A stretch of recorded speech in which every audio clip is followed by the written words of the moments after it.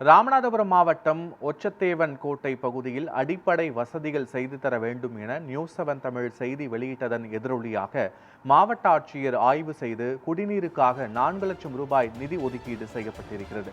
இது தொடர்பான முழுமையான விவரங்களோடு எமது செய்தியாளர் குமார் இணைகிறார். குமார் வணக்கம். நியூஸ் 7 தமிழ்ல நம்ம செய்தி வெளியிட்டிருந்ததோட எதிரொலியாக தற்போது மாவட்ட ஆட்சியர் நடவடிக்கை எடுத்திருக்கிறதா சொல்லப்படுது.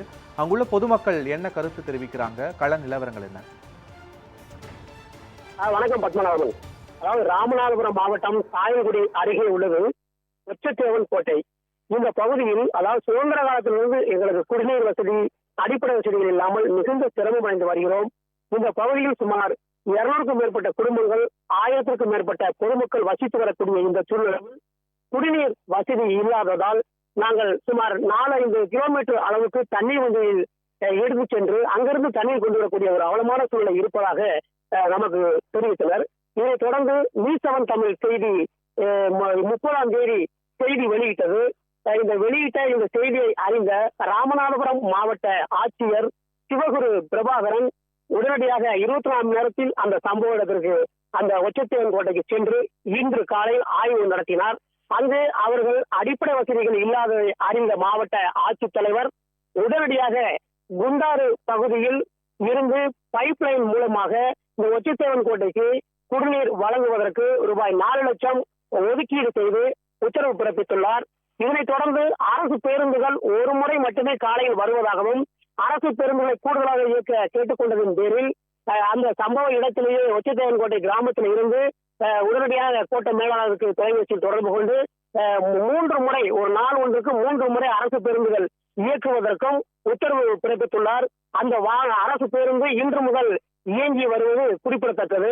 அதே நேரத்தில் அந்த பகுதியில் நியாய விலைக் கடை, ரேஷன் கடை இல்லாதது குறித்து இங்கிருந்து 2 கிலோமீட்டர் தூரம் சென்றுதான் வயதானவர்கள் மற்றும் மாணவர்கள் எல்லாம் பொருட்கள் வாங்கக்கூடிய ஒரு சூழ்நிலை இருப்பதாக தெரிவித்ததை தொடர்ந்து மாதம் ஒரு முறை இந்த இடத்திற்கு ஒச்சத்தேவன் கோட்டைக்கு சர்வீஸ் மையம் மூலமாக உங்களுக்கு பொருட்கள் விநியோகிக்கப்படும் என அறிவித்ததை தொடர்ந்து அந்த பகுதி மக்கள் கண்ணீர் மல்க மாவட்ட ஆட்சித்தலைவர் சிவகுரு பிரபாகரனுக்கு நன்றி தெரிவித்து பொன்னாடை அணிவித்து வாழ்த்துக்களை தெரிவித்தனர்.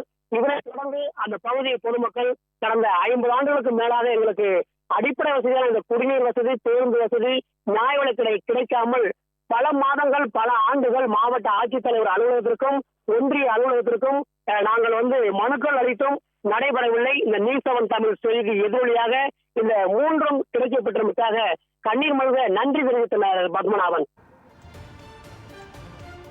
காட்சிகளோடு முழுமையான விவரங்களுக்கு நன்றி குமார்.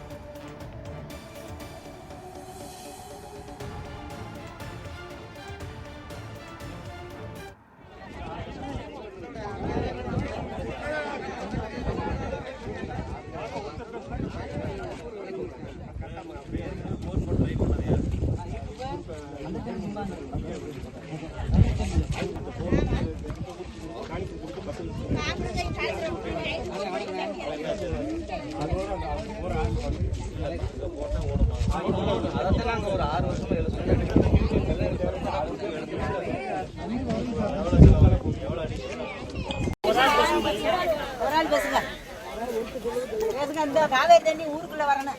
தண்ணி குடிக்க முடியல, இறக்க முடியல. ஊருக்குள்ள டாங்கி கட்டி